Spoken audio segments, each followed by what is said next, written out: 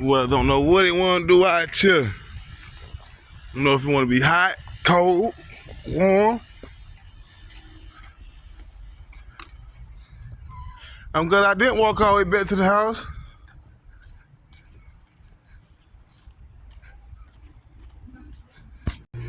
Got that rice cooking. Sounds like.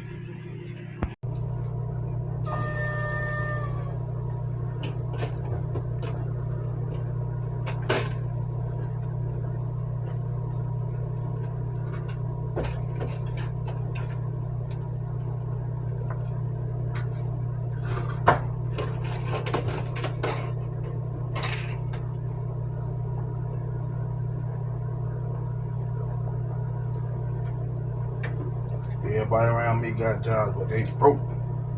That shit killing me.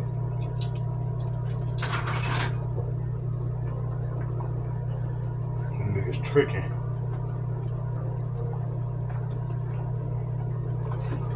That's what them niggas doing.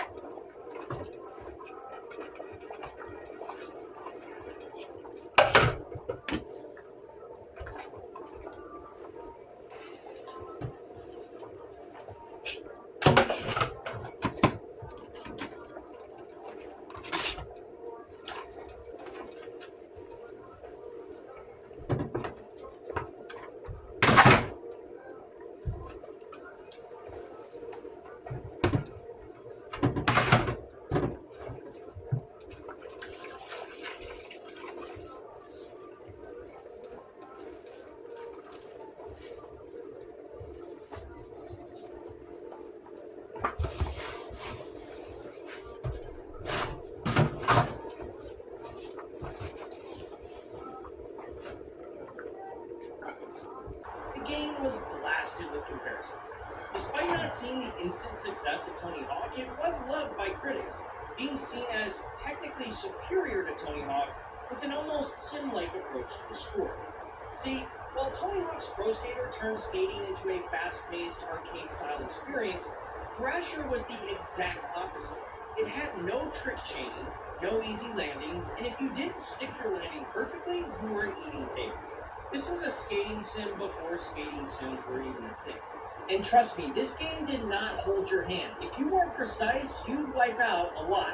And Rockstar wanted you to feel it. For hardcore skaters, Thrasher Skate and Destroy was the real deal.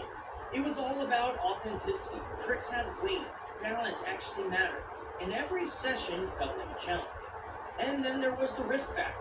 In Thrasher, you weren't just pulling tricks, you were skating illegally. Hey kid, I want you to meet my little friend, Mr. Taser. Dinner time, boy, go get it. Each level ended with you dodging security guards or the cops, which made landing a final trick before getting caught even more intense. The game, like most Rockstar games, also had a killer soundtrack, featuring classic hip-hop legends like Public Enemy and Run DMC. It captured the gritty, rebellious side of skateboarding. It was truly ahead of its time. So if Thrasher was so ahead of its time, what happened? Well, Rockstar had the misfortune of launching it right next to one of the most iconic video games of all time. Tony Hawk's Pro Skater changed skateboarding games forever with its arcade style and fast-paced gameplay. Compared to Tony Hawk, Thrasher felt slow, punishing, and difficult. It was like a documentary going up against a Hollywood blockbuster. And the numbers made it clear. Tony Hawk's Pro Skater sold millions, launching one of the biggest franchises in gaming history. Meanwhile, Thrasher, despite solid reviews, was quickly forgotten. Rockstar never revisited Thrasher. It was a one-and-done experiment, and as Rockstar shifted its focus to bigger, more ambitious projects like Grand Theft Auto, skateboarding was left in the dust. Rockstar's attempt at skateboarding may have been ahead of its time, but it wasn't the only experiment they abandoned. A few years later, they took a very different turn, ditching skate decks for brass knuckles and stepping into the violent, gang-ridden streets of 1970s New York. And what they created? One of the most brutal, underrated beat-em-ups ever made.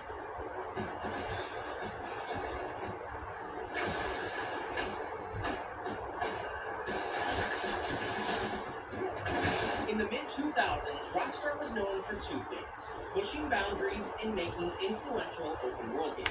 But in 2005, they surprised everyone with something totally different: a brutal, gritty beat-em-up based on a cult classic film from the 1970s. Warriors, you guys are the big dudes, huh? They've got one night. The Warriors. Yep, The Warriors. Based on the 1979 film by Walter Hill, this wasn't just a movie tie-in. It was a full-fledged prequel that expanded on the world of the film, letting players experience the rise of the Warriors before their infamous journey across the world. Developed by Rockstar Toronto, The Warriors took everything people loved about old-school arcade beat-em-ups and cranked it up to 11. The combat was brutal. It would speak a beat-making action. But there's actually a pretty interesting story behind it.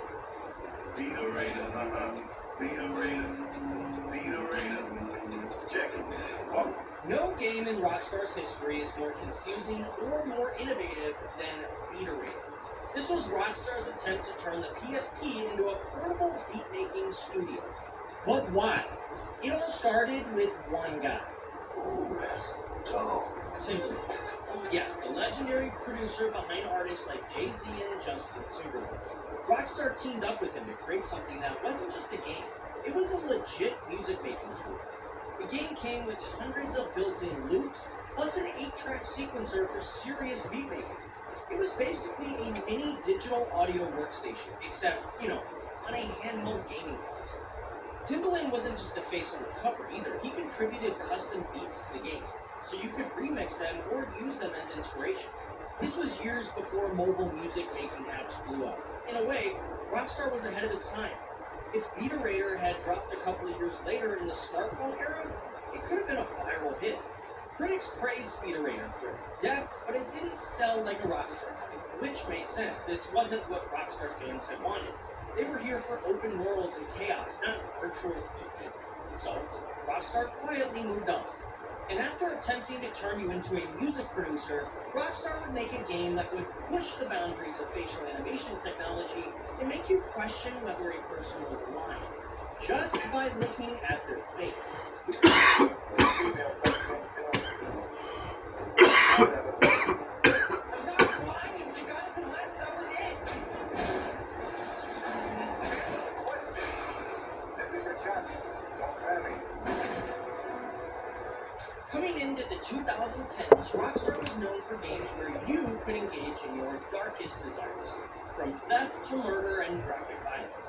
It was always clear what side of the law your character stood on, but in 2011, everything changed. Instead of playing the criminal, they put you in the shoes of a detective. You can lie to me. I'll send you a favor. But LA Noire wasn't just a cop game. It was an ambitious, groundbreaking experiment that pushed the limits of facial animation, storytelling, and detective work in video games. And the key to all of it? Faces.